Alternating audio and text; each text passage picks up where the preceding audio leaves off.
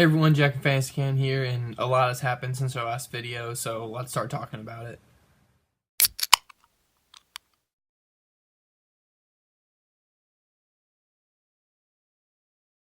Kareem Hunt has been released by the Chiefs, and we don't know the outcome of the situation. We don't know what's going to happen with Hunt. We don't know what happened, the full story of what happened and what's going to happen with him. But one thing that we do know is that we got some spots to fill in our fantasy teams, so let's take a look at that. Spencer Ware seems to be a pretty good guy, and he is one of the first people I want to talk about today in this hot or thought video, and it's because we don't know yet.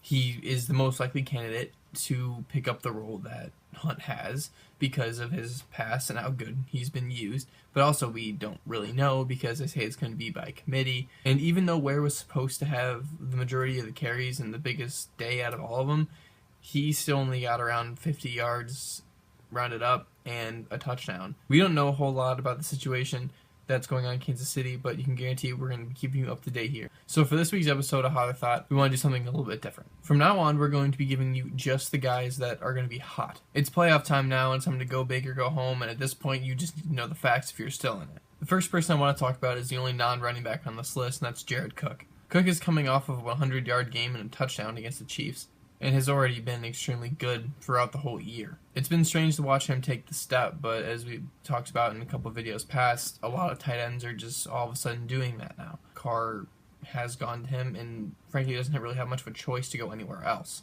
The consistency has been there and will stay to be there for the rest of the season. And coming off of that Cook, we want to go to another in Dalvin Cook. The last two games that Cook has played, he's put up 10 points. Most people can agree that Cook is a very high-level player, and coming off an injury, it was just kind of a matter of time before he got back on the horse.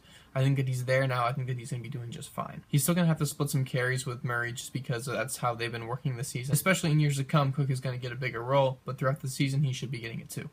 Another person I want to talk about who's been extremely consistent, putting around up 10 points each week, is Chris Carson on the Seattle Seahawks. Regardless of how good he is, it's just he's going to be used in that offense a lot.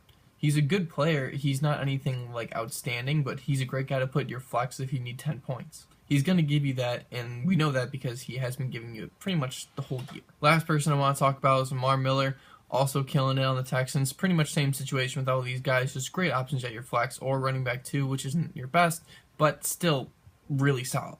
Miller's had a couple of big games and probably has at least one left in him for the rest of the season, and that could come somewhere where it's really necessary. But either way, he's consistently putting up around 10 points, so there's something to complain about in the first place. You have Miller, he's an automatic start, and there's no reason that he shouldn't be playing unless if your team's absolutely loaded. Thank you guys very much for watching this episode. Please remember to like, subscribe, comment, share this video with your friends if they need any fantasy advice. Make sure to check out our website for rankings and articles posted every week. And everyone who's in the playoffs, good luck.